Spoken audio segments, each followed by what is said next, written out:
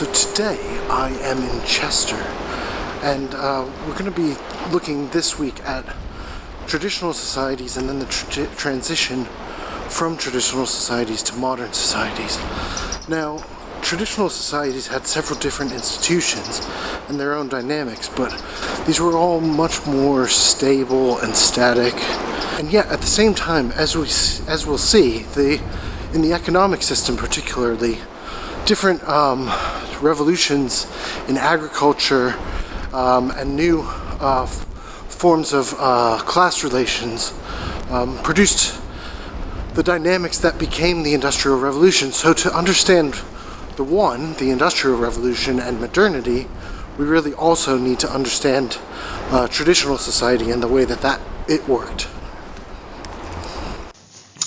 So last week we introduced the Industrial Revolution, and this week we'll be extending that conversation to explore the traditional society that immediately preceded the Industrial Revolution. So if you recall, we introduced a few elements that were sort of essential to industrialism: technology, free labor, division of labor, fossil fuels and factories. And what we'll do today is explore how traditional society was, on the one hand, different from that, but also created many of the conditions that led to the Industrial Revolution.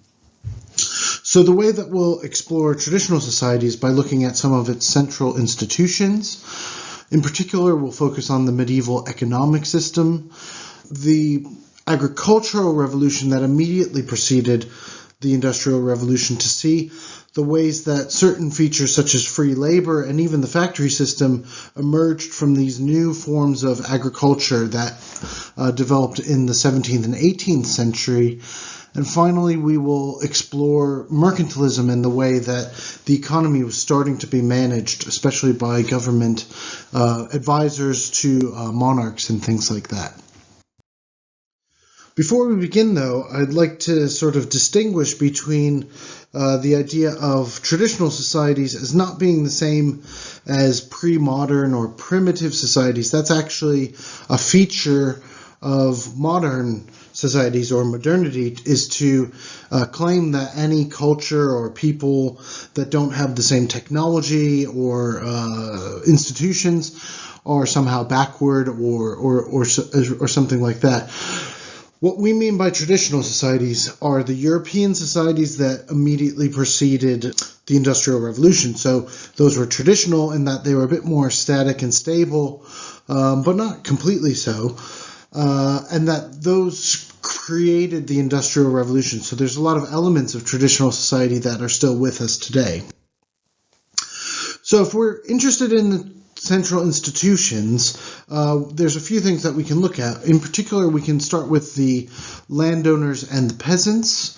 We can also explore the monarchy, the church, and the guilds. Now, the medieval economic system, so the way that production was organized, was around the class conflict between landowners and peasants. Now, landowners or aristocrats would have owned a particular territory, and ostensibly that was because they were the warrior class and provided defense against invaders and bandits and so forth. Very often these were bandits and rogues themselves, but the peasants would have had particular rights to particular bits of land of greater or lesser size, and those could be passed down generation after generation, and the peasants would have a lease on this land and could work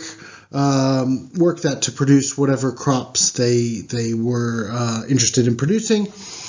And the way that they compensated the landlords for ownership of this land or tenancy of this land was they would work their own subsistence farm for about 4 days a week or so, and then work on the landowners or the lords' land for the other 2 or 3 days a week. So the landlords got a lot of free labor out of this, and so they would have these huge farms, and all of the peasants from the surrounding area would come to work and harvest their crops and so forth, and till the soil. so they didn't have to do that themselves. The monarchs were generally the largest landowners in a given territory. And what they started to do, as we'll discuss a bit more when we get to the democratic revolutions, what they started to do was centralize power, and they did so by creating standing armies. And so from an economic point of view, the thing that we should notice about monarchs setting up standing armies is they introduced things like currency into the economy because they're paying professional soldiers more or less as mercenaries to have this advantage over their rivals. They were also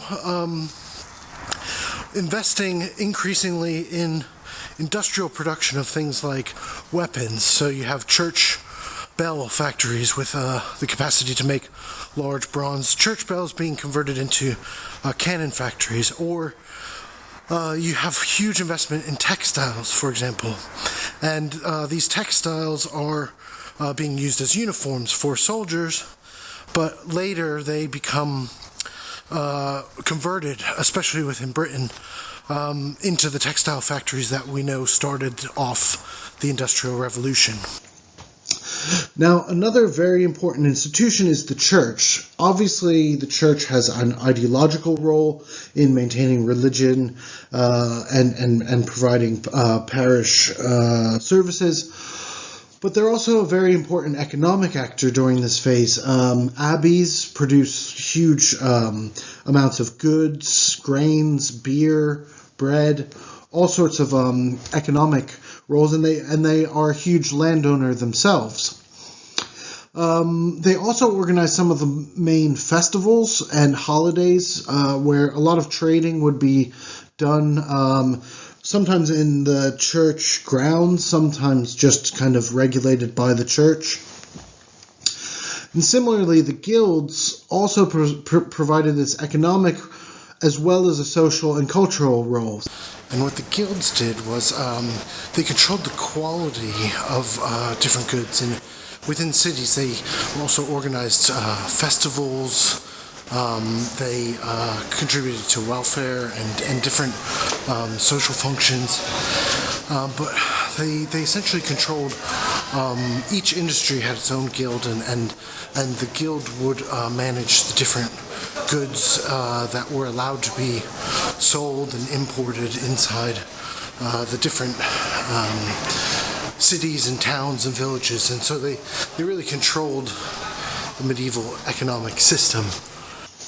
So all of that's kind of the way that the medieval economic system is working.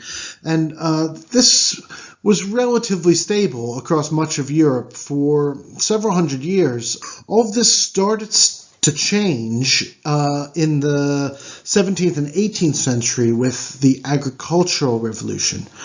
Now, lots of different factors come together, but one of the major innovations is in the technology around crop rotation.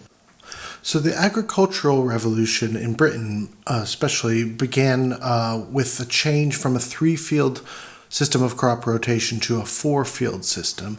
Now what that means is in a 3-field plot of land, you would divide the space into 3 sets of crops. The first would be something like wheat or barley, and the second might be beans or another crop that would restore some nutrients, and then a third field would lie fallow, and then you'd rotate that so that every 3 years some bit of the land went fallow. Now in the 4-field system, which was invented in Belgium much earlier but popularized in Britain in the 18th century, you have specific crops. So you might have wheat on one, clover on another, which would allow pasture of sheep and so forth.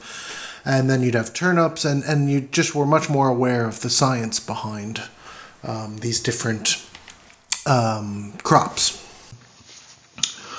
So this led to a process of enclosure in which peasants' holdings were assimilated into the larger landlord farms.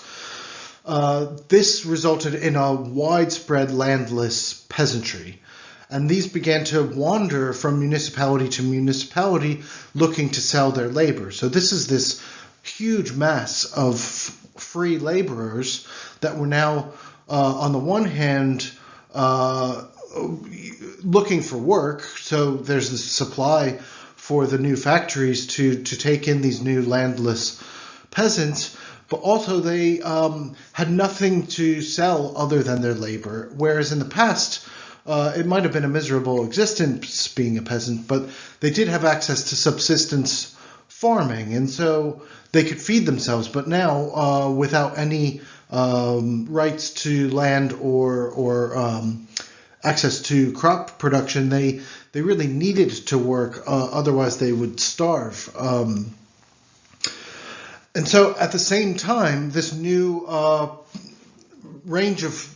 increase of production of corn in the English usage, so crops and wheat and this amounted to more or less a huge increase of calories.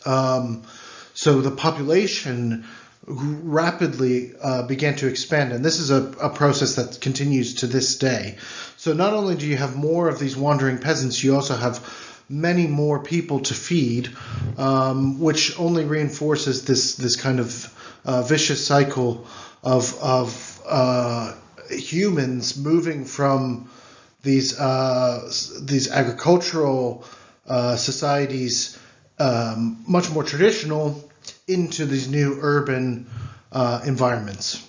As the crops and different modes of production start to change in this kind of early modern pre-industrial period, you have different experts starting to advise the monarchs in what was called cameral science. And they essentially conceived of the territories of the monarchs as these large organisms.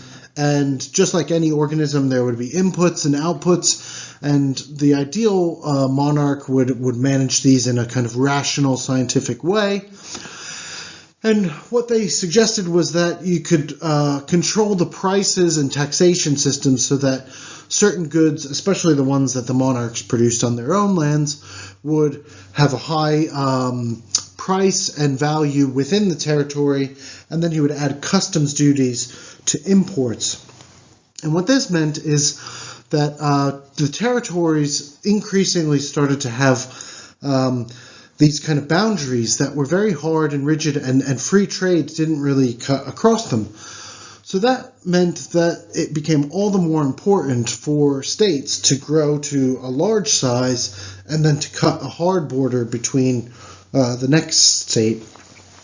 It also led to a huge interest in colonialism, because you'd want the colonial territories to have an absence of tariffs. And so let's say you're Britain and you have your English colonies, you'd want those to be tariff-free, so you could send tobacco and cotton and different goods back to Britain.